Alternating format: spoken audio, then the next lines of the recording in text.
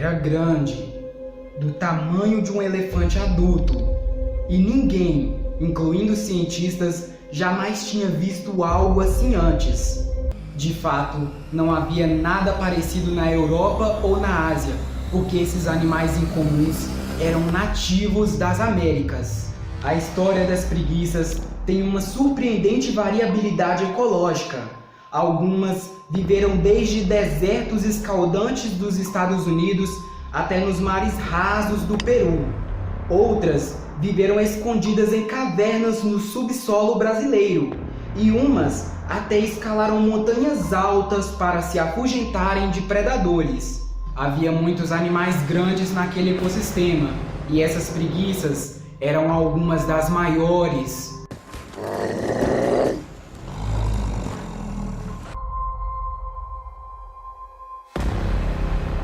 América do Sul, 30 milhões de anos atrás. O Istmo do Panamá ainda não havia aparecido e a água rodeava o continente. Neste isolamento, a evolução tomou um rumo estranhamente diferente. O continente inteiro era uma ilha adornada por savanas quentes abertas e com pouco florestamento. A queda do nível do mar, combinada com o aumento da atividade vulcânica, permitiu que uma ponte terrestre, que hoje chamamos de Panamá, ligasse os dois continentes.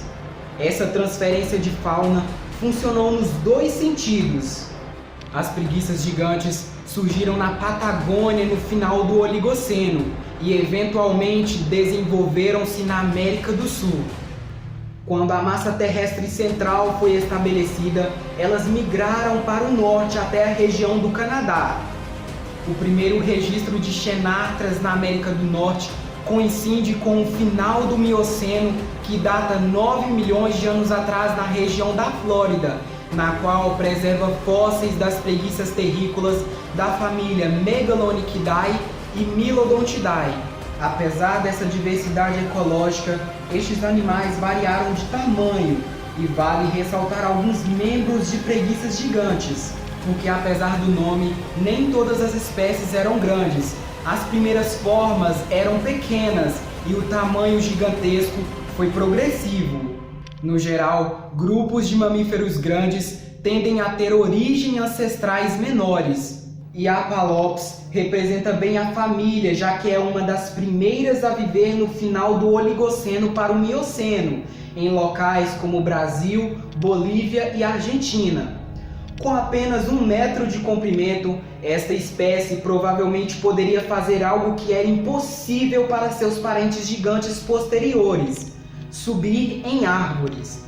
Esta flexibilidade pode ter permitido que ela ficasse fora do caminho de predadores terrestres, como o Marsupial Thylacosaurus e a ave do terror Kelenken.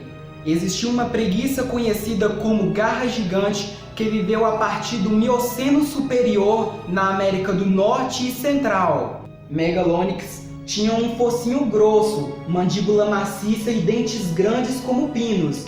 Os membros traseiros eram achatados e, juntamente com sua cauda robusta, permitia que ela empinasse em uma posição semi-ereta para se alimentar das folhas das árvores.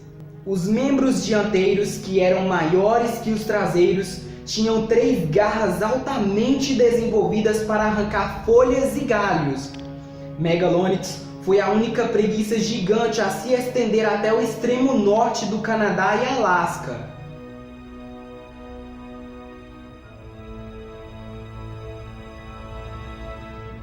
No final da época do Mioceno, há aproximadamente 8 milhões de anos atrás, a costa peruana era um deserto seco e quente, sem muita vegetação para um grande herbívoro sobreviver. Já que o mar estava presente, a opção para Thalassocnus foi se aventurar nestes mares rasos para aproveitar as gramíneas que cresceram no ambiente aquático. Mais tarde, em 4 milhões de anos, Thalassocnus se tornou uma preguiça marítima, que desenvolveu uma costela e ossos mais densos para proporcionar um movimento melhor na água.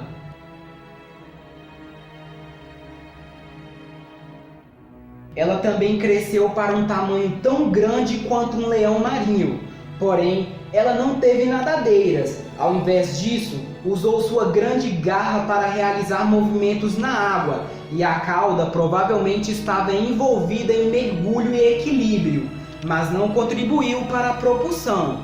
Preguiças gigantes não apenas evoluiu em tamanho, mas também variou em habitats. No Brasil e na Argentina, tocas de quase 80 metros de comprimento e 1,5 metro de diâmetro foram descobertas em unidades geológicas da idade Plioceno e Pleistoceno. Os estudos sugerem que grandes mamíferos extintos produziram essas estruturas. As paredes internas exibem arranhões e sulcos deixados pelos animais que habitavam ali. Não sabemos quais espécies projetaram essas tocas.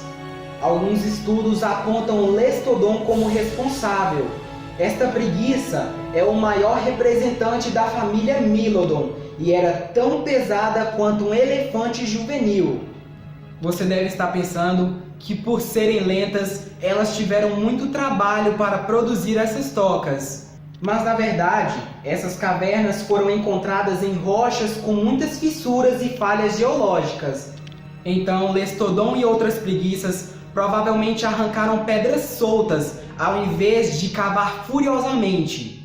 Este refúgio foi um local seguro de clima agradável, que ajudou a manter a temperatura do corpo estável para um ser que tem um metabolismo desafiador.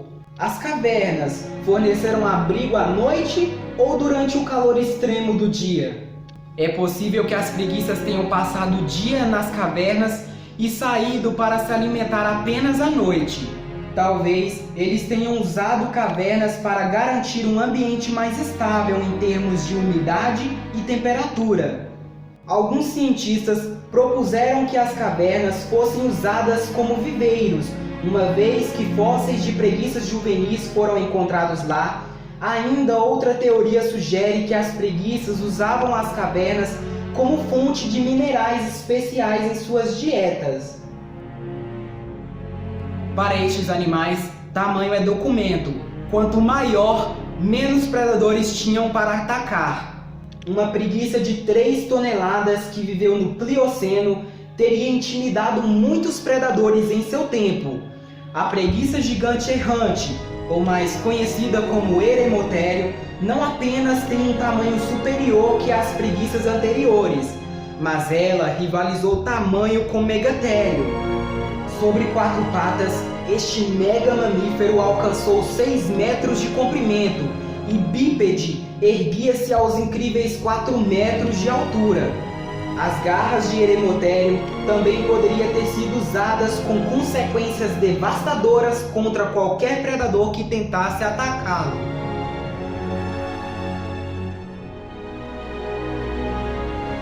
Mas no Pleistoceno inferior, cerca de 2,5 milhões de anos atrás, Glossotério foi uma das maiores preguiças da América do Norte depois de Eremotério.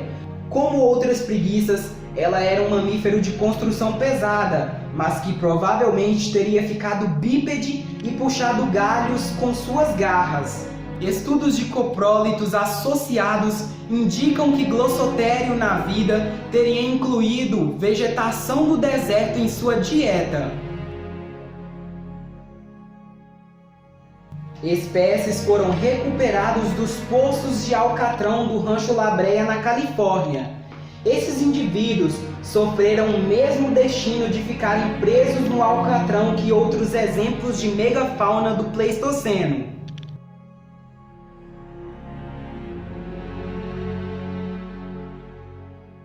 Em comparação com outras preguiças gigantes, o Mylodon está intimamente relacionado ao Glossotério.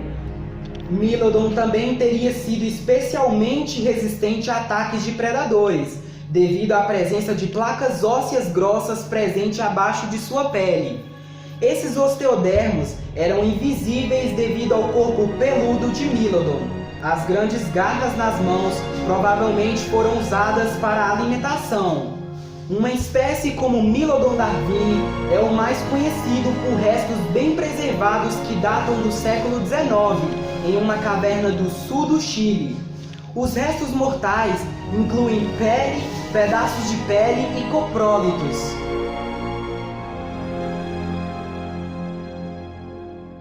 A presença de osteodermos na pele de algumas preguiças extintas e em outros animais cingulados, como tatus e gliptodons, são relatados em apenas 5 gêneros de Milodon e 2 de Megatherium. Existe uma preguiça gigante conhecida com o nome estranho de Diabolotherium, ou besta maligna do Pleistoceno tardio. Fósseis desse animal foram encontrados em um sítio costeiro e uma caverna do Peru. Diabolotherium é impressionante porque tinha uma amplitude de movimento muito maior em seus cotovelos e antebraços, tornando-se um excelente escalador de rochas. Seus fósseis foram achados em muitos túneis a 300 metros de altitude em um penhasco.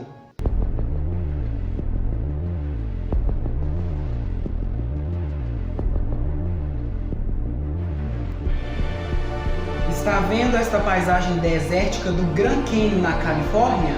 Este cenário desértico há 2,5 milhões de anos atrás foi o lar de Nodotheriopsis chastensis, também conhecida como preguiça terrestre de Shasta, nome derivado de seus restos do condado de Shasta na Califórnia. Garras enormes nos pés eram uma característica marcante.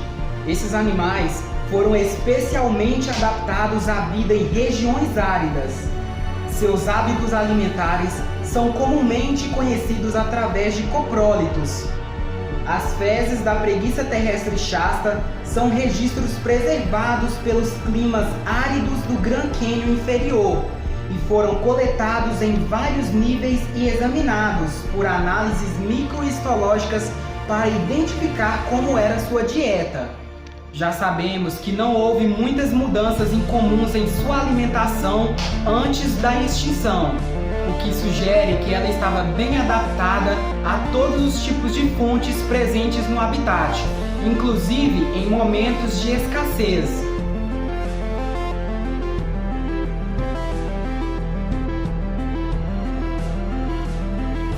O período de extinção das preguiças terrícolas coincide com o último final da era glacial.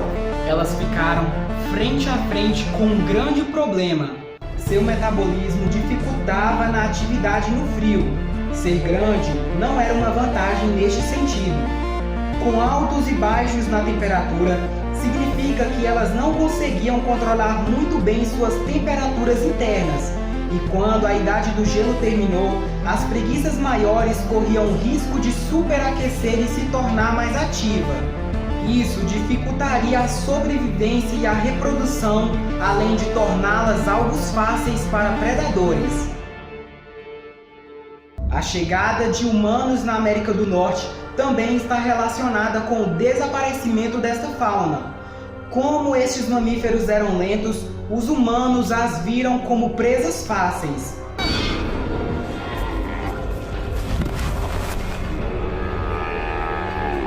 Com o tempo, podemos ter uma imagem mais clara do motivo pelo qual um terreno tão diversificado e difundido de grandes mamíferos desapareceu.